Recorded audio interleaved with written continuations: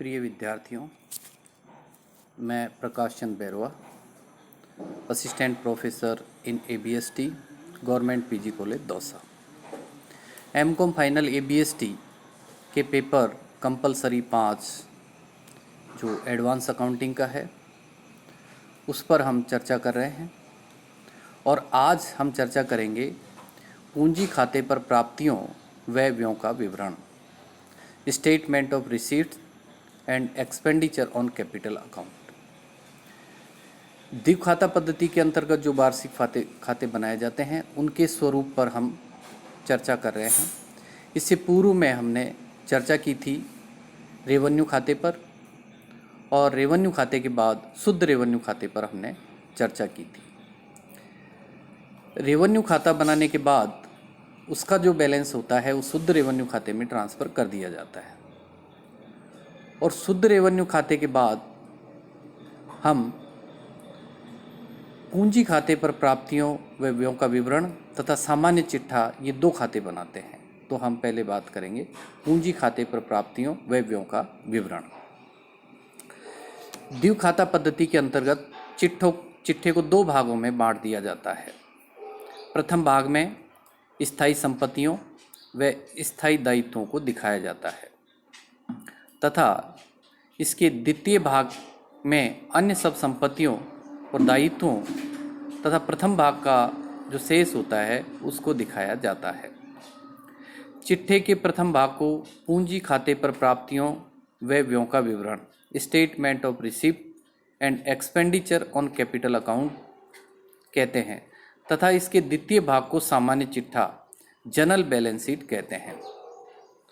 अब हम सामान्य व्यापारिक संस्थाओं की बात करें तो सामान्य व्यापारिक संस्थाओं में केवल एक बैलेंस शीट बनाई जाती है, जबकि जनोपयोगी संस्थाओं में एक बैलेंस शीट के स्थान पर दो खाते बनाए जाते हैं, जिसमें पहला होता है statement of receipt and expenditure on capital account और दूसरा जनरल बैलेंस शीट। पूंजी खाते पर प्राप्तियों और व्ययों के विवरण पत्र में दो पक्ष होते हैं। इसमें बाएं हाथ वाला एक पक्ष होता है और दाहिने हाथ वाला दूसरा पक्ष होता है। बाएं हाथ वाले पक्ष पर पूंजी खाते पर व्यय, एक्सपेंडिचर ऑन कैपिटल अकाउंट अर्थात स्थायी संपत्तियों को दिखाया जाता है तथा दाहिने हाथ वाले पक्ष पर पूंजी खाते पर प्राप्तियों, रिसिप्ट ऑन कैपिटल अकाउंट्स अर्थात स्थायी दायित्वों को दिखाया जाता है। प्रत्येक में एक विवरण का खाना तथा तीन रकमों के खाने होते हैं, यानी पर्टिकुलर का एक होता है और अमाउंट के प्रत्येक साइड में, डेबिट और क्रेडिट साइड में तीन कॉलम होते हैं। अमाउंट के प्रत्येक साइड तीन खाने होते हैं। रकमों के इन तीन खानों में से प्रथम में पूर्व वर्ष जो प्रीवियस ईयर होती है उसके अंत तक की पूंजीगत प्राप्तियों और व्ययों के योग को दिखाया जाता है। द्वितीय जो खाना होता है उसमें चालू वर्ष की प्राप्तियों, पूंजीगत प्राप्तियों और व्ययों के विवरण दिए जाते हैं तथा इसके तृतीय खाने में प्रथम और द्वितीय खाने की रकमों का जो योग होता है उसको दिखाया जाता है। इससे ज्ञात होता है कि चालू वर्ष के अंत तक अलग अलग मदों के अंतर्गत पूंजी खाते पर कितने व्यय हुए तथा कितनी प्राप्तियां हुई हैं। इस विवरण पत्र के दोनों पक्षों का अंतर सामान्य चिट्ठे में ले जाया जाता है। जब ये बन जाता है तो इसका जो भी बैलेंस होता है वो जनरल बैलेंस शीट में ट्रांसफ़र कर दिया जाता है। यदि पूंजीगत व्ययों का योग पूंजीगत प्राप्तियों से अधिक होता है तो अंतर को सामान्य चिट्ठे में संपत्ति पक्ष पर दिखाया जाता है। इसके विपरीत यदि पूंजीगत प्राप्तियों का योग पूंजीगत व्ययों के योग से अधिक होता है तो फिर अंतर को सामान्य चिट्ठे में दायित्व पक्ष पर दिखाया जाता है। एक जनोपयोगी संस्था के पूंजी खाते पर प्राप्तियों व व्ययों के विवरण पत्र का नमूना निम्न प्रकार हो सकता है। अगर हम इसके प्रारूप की बात करें, नमूने की बात करें, जैसे हमने रेवेन्यू अकाउंट की बात की थी, नेट रेवेन्यू अकाउंट के परफॉर्मे की बात की थी, तो ठीक उसी प्रकार statement of receipt and expenditure on capital account के परफॉर्मे की बात करेंगे। तो सबसे पहले हम ऊपर लिखेंगे statement showing receipt and expenditure on capital account as at. ये बहुत महत्वपूर्ण है। हमने रेवेन्यू अकाउंट और नेट रेवेन्यू अकाउंट जो बनाया था उसका परफॉर्मा उसमें ईयर एंडिंग लिखा था, एट द ईयर एंडिंग।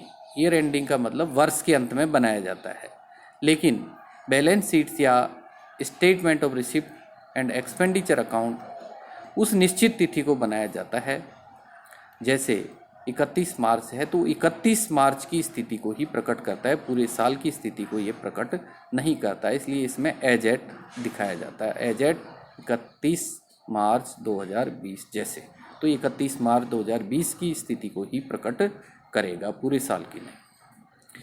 अब इसके प्रोफॉर्मे में जो विवरण है उसमें एक्सपेंडिचर और अमाउंट में expenditure up to the end of previous year एक कॉलम होगा अमाउंट का, दूसरा है एक्सपेंडिचर ड्यूरिंग द ईयर चालू वर्ष का होगा, और तीसरा होगा टोटल एक्सपेंडिचर। इसी तरह रिसिप्ट साइड में एक रिसिप्ट्स का कॉलम होगा, अमाउंट में receipts up to the year end of the previous year,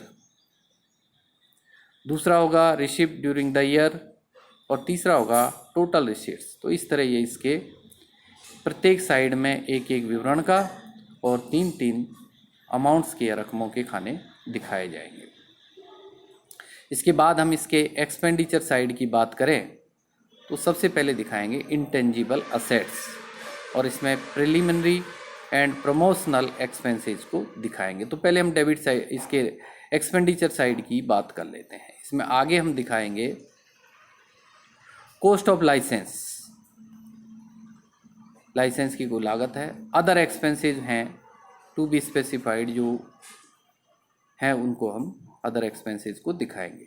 tangible fixed assets, और इनमें क्या क्या दिखाएंगे, लैंड इंक्लूडिंग लॉ चार्जेज, मतलब कानून संबंधी कोई खर्चे हैं लॉ चार्जेज उनको भी इसमें शामिल करते हुए दिखाएंगे।